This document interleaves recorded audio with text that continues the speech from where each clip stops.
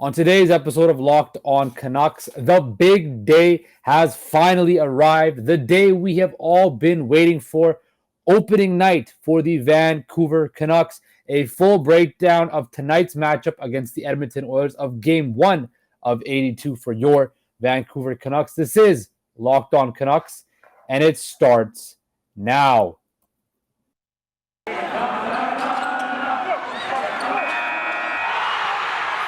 Your Locked On Canucks, your daily podcast on the Vancouver Canucks. Part of the Locked On Podcast Network, your team every day. Hello, everybody, and welcome to Locked On Canucks, the show that keeps you locked in on all things Vancouver Canucks. Of course, I'm your host, Justin Pooney. You can find me on Twitter and Instagram at Process Sports with an underscore. That is Process Sports with an underscore. I hope you guys are all having a wonderful day. It is a big day. I want to thank you for making Locked On Canucks your first listen of the day. We are free and available wherever you get your podcast services. Today, we will break down the opening night, game 1 of 82, like I just mentioned, against the Edmonton Oilers. The Canucks are in the city of champions. Do they still call Edmonton the city of champions? I beg to differ, but they are in the capital of Alberta to kick off their season against Connor McDavid, Leon Draisaitl, new goalie Jack Campbell, Darnell Nurse, Evander Kane, and the Oilers, who will be sporting their new jerseys, which are their old jerseys, but we'll get into that another day. So a big day, massive day. I always equate opening night or the first game of the season to like a first date with whoever. Going on a first date, there's the nerves, which we all feel because we don't know how this season is going to go. But there's also a lot of excitement, optimism, because it could end up being a flowery, rosy relationship that could blossom into something beautiful, which, for the Canucks' sake, will be a playoff run.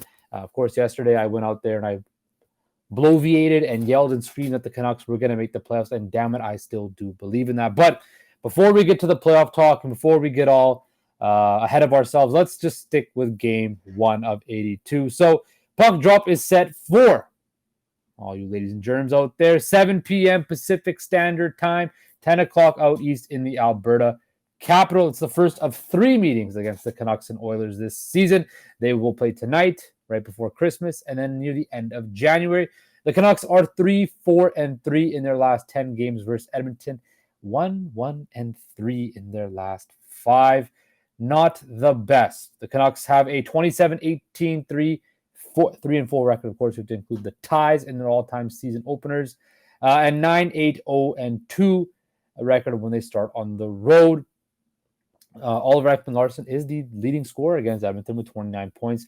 Thatcher Demko will get the start. His career versus Edmonton has been kind of 3-7-1 with a 2.84 goals against average and a 918 save percentage.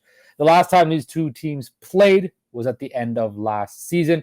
JT Miller got his 32nd goal and his 99th point, whereas Brad Hunt and Connor Garland also scored. And Alex Chiesa, no longer with the Canucks, led them in shots.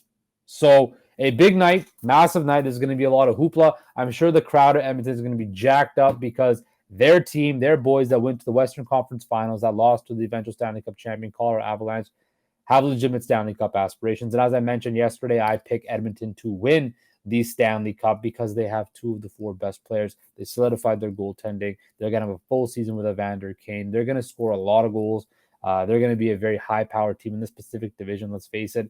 Has a lot of question marks. So I really don't know what's going to partake. Like I said yesterday, I think the Canucks can fight for a top 3 spot, best case scenario.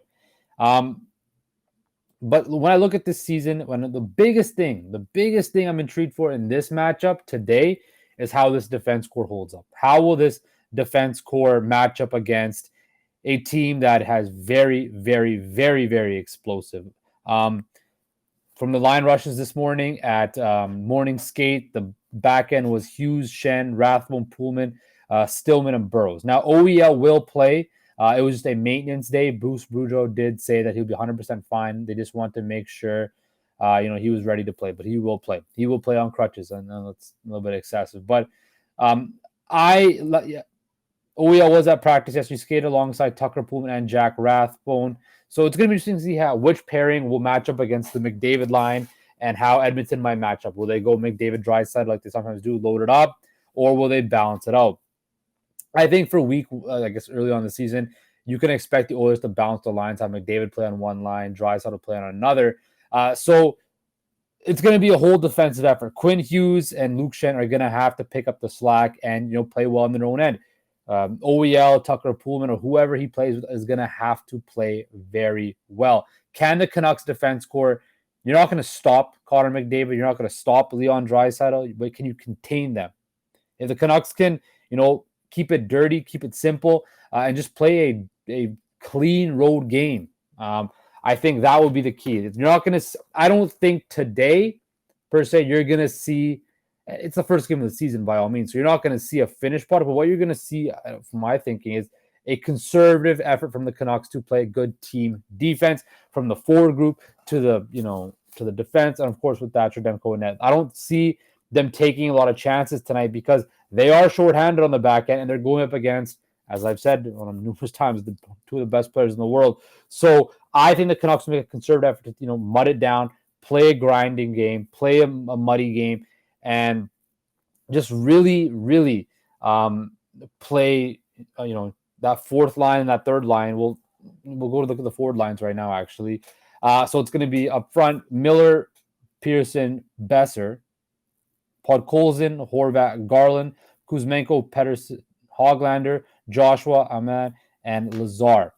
That's the up front line. So I would obviously assume that the Horvat line is going to match up with the McDavid line, maybe the Miller line. We'll see. But I think the Horvat, Podkolzin, Garland line will match up against the McDavid line. Miller line might be up against the Draisaitl line, freeing up the Pettersson, Kuzmenko, and Hoglander. Now, of course, Jay Woodcroft and the Oilers have last change. So, again, the matchup game is going to be interesting to see and how, the Oilers deploy their lineup. Are they going to try to exploit some advantages against the Pettersson line defense and try to get McDavid out as much as he can against Pettersson and get him away from Horvat? That will be an interesting dynamic to see take place throughout this game. But the biggest thing in this game is going to come down to, again, team defense, and can Thatcher Demko steal a game?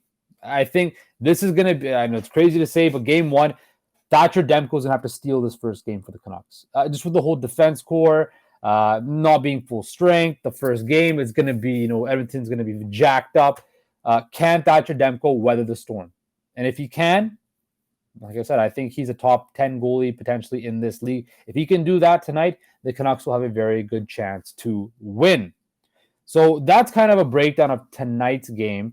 I'm going to talk about it a little bit more and also dive into what something the Canucks did that's a first in the salary cap era that does deserve some kudos or something like that, or maybe it's just a sad tale of the Canucks salary cap mismanagement. But first, I want to talk to you guys about Simply Safe. The numbers don't lie. In the last decade, over 4 million people have chosen Simply Safe home security to protect their home. You don't earn the trust of many people without doing something right. At Simply Safe, your safety is the only thing that matters. I know because I use Simply Safe in my own home. They protect you with cutting-edge security technology powered by 24/7 personal monitoring agents who also always have your back. And here's why I love it. I think I live by myself, and sometimes I travel back and forth from Vancouver and Toronto quite frequently. So I want to know that my home safety comes first, and whether that's helping an advert break-in, the effectiveness of technology, or just feeling the support by our team. I believe that, I can see crystal clear live cameras from my phone, off the app, so I always know something's going on, and I always know what's going on whenever I'm away. Also, I had a scare where I thought somebody had almost broken into my home, but it was 24/7 monitoring by an agent. It was definitely something very, brought me a lot of peace and harmony, especially when I'm away from home. Customize the perfect system for your home in just a few minutes at simplysafe.com. Locked On NHL, save 20% on your Simply Safe security system when you sign up for an interactive monitoring plan and get your first month free. Visit simplysafe.com/lockedonnhl to learn more. There's no safe like Simply Safe. All right, guys, welcome back to Locked On Canucks, the show that keeps you locked in on all things Vancouver Canucks. As I mentioned, game 1 of the season is here. Big game, big, massive game, and I'm excited for it. I know we all are. But another thing that kind of popped up on Canucks, the news radars this week was the Canucks put together the NHL's first ever perfect salary cap. Now, the Canucks, of course, have been known as a team in cap hell. The Canucks are one of the, considering where they've been in the standings, they've been spending up to the cap, and it hasn't been paying off. Well, we hope that changes this year. Remember, the Leafs a couple of years ago drew a lot of praise because they came just within $4 of creating the perfect cap. The Canucks one-upped them. They had the perfect salary cap because they were able to place Michael Furlan's $3.5 million LTIR, giving them precisely $0 and 0 cents, zeros across the board, of cap space. Now, what does that mean? Well, it basically means the Canucks have all this money, and they a lot of it. It's kind of like this. You go shopping, you have a budget on a new outfit you want to buy. Your budget is, say, $200. You leave the mall not spending $999.99. You spend exactly $200. Sometimes you can find better value and you get more for less. Sometimes you overspend and you don't get as good value. But the Canucks, they got what they got. They utilize their budget and they have no more cap space.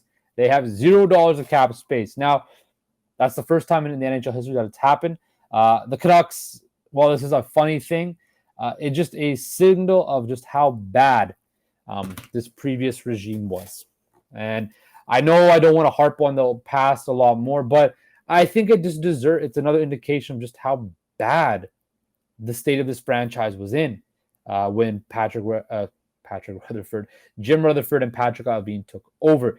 When you look at this roster over the last however many years Jim Benning ran it, there was no reason to spend to the cap. There was no reason to be a cap compliant team. Now they are stuck. Well, they're not stuck per se, but now they have no cap space. They're going to have to move pieces in and out. Well, you saw with Jason Dickinson, have to sell off assets to get, create some cap flexibility. So, to me, it is something that should not have happened.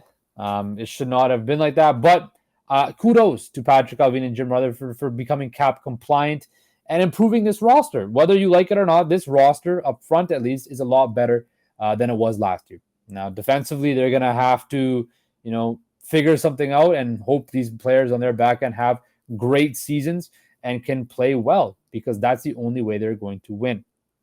And speaking of winning, there's just I've been seeing a lot of chatter online and on Canucks Twitter about trading Bo Horvat. And I didn't really want to get into it because I don't believe in it, but it's becoming very noticeable. I don't know if it's just people that think that because he doesn't sign a contract before the first game that it's not going to happen. I'm a firm believer that you need guys who are great character people in your roster, your team, your company, whatever. Guys or girls people that just know how to be a professional. People that know, doesn't mean they have to be the most talented, the most skilled, whatever, but they just understand how to be professional and they do things the right way. That's exactly what Bo Horvat is. He does it the right way. He's a competitor. He plays hard. He's a leader. He does everything. And he's worth a certain amount of value. Now, we might not think that. We might take Bo Horvat for granted here in Vancouver because he's been here for so long. We've never really seen success team-wise. But there's a reason this organization put the C on his jersey.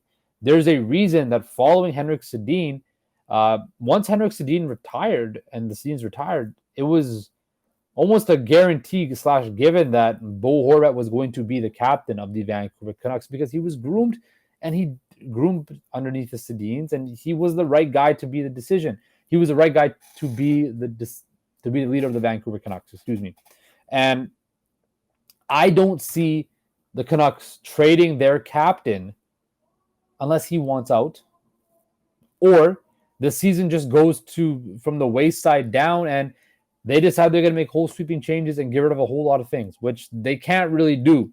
So the way I see it breaking down is I think this deal gets done somehow, eventually. I don't know when it gets done. I don't know how it gets done, but I just don't see Bo Horvat leaving the Vancouver Canucks. He's a guy who is a very valuable commodity to this roster. And I know I ride the Bo Horvat train, and I'm a big Bo Horvat fan. Well, it's because the guy does things the right way. He might not be we might not be JT Miller on the emotional scale and the point scale. He might not be Elias Pettersson skill wise. He might not have a shot like Brock Besser, but he scores goals, wins faceoffs, is a leader, plays the power play, plays physical, and he's accountable. And to me, that is something that is very, very important when I'm looking at a captain and a leader. And Patrick Allvin has mentioned before that Bo Horvat's a part of this core of their roster, and I don't see him going anywhere. So I just want to touch on that. The Bo Horvat trade at the deadline stuff. We heard it with JT Miller. That was a bit more believable because who knew what was going to happen? He had 1 year left on his deal. He was a hot commodity, but I just don't see them trading him. Now, I think people saying they trade him for a top 4 right-hand defensive, Dante Fabro, Bowen Byram. Let's stop that. The Canucks are going to need to have centers to win. And the Canucks need to have Bo Horvat there if they want to have any chance to win. And it's going to be interesting to see how this story goes along for the rest of the season and how it plays out. I don't know if it will become a distraction. I don't think Bo Horvat will let it become a distraction. I'm still optimistic that something will get done eventually, hopefully early on in the season. So let's see how it shakes down. Let's see what happens. But Bo Horvat, in my personal opinion, is not going anywhere. Now, one more break, and then we get into the fun stuff because, as you know, the Canucks are back playing meaningful games, which means I am back giving you guys my 3 best bets for the Canucks versus the Oilers. So stick around for that after this break.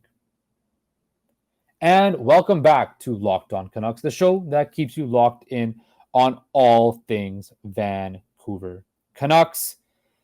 Okay, so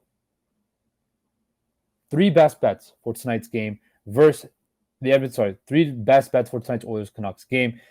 Right now, the lines are set at the Oilers are -1.5 on the puck line. They are -184 on the money line. Canucks are +154 on the money line. And the over-under is set at 6.5. I'm taking the under in this game because, like I just mentioned early on, this is going to be a defensive battle. Now, I think the Canucks are going to really clog the lane and not allow the Oilers to free run and gun like they do best. That's how you're going to beat the Oilers. If you get in a run and gun matchup with the Oilers, you are not going to win because they have 2 of the biggest guns in the league. So I'm going to take the under in this game because it's going to be defensive. The Canucks are just going to play a dirty style of game. They're not dirty in the sense of they're going to do cheap shots, but they're just going to muck it up in the corners and really try to slow this game down because that's how they're going to be successful. The next one is anytime goal scorer. Who is going to score? Last year, Oliver Ekman-Larsson scored the first goal for the Vancouver Canucks this season. Now, I'm not going to take a bet on the first goal, but I think anytime goal scorer, I'm going to go with the guy making his NHL debut. I'm going to go with Andrei Kuzmenko. I think Andrei Kuzmenko will be the anytime goal scorer in this game. I think he will get on the board, and I think because he's playing with Elias Pettersson, he's going to be on the PP1. I think the Canucks will get those opportunities and chances to score goals. So I believe that Andrei Kuzmenko will find the back of the net tonight in his first NHL game. He will score, and it'll be some positive news for the Canucks going forward. My next bet is going to be a little shot props because you guys know I love my shot props. I'm going to take a guy to get over 3.5 shots in this game, and I'm going to take that to be Brock Besser.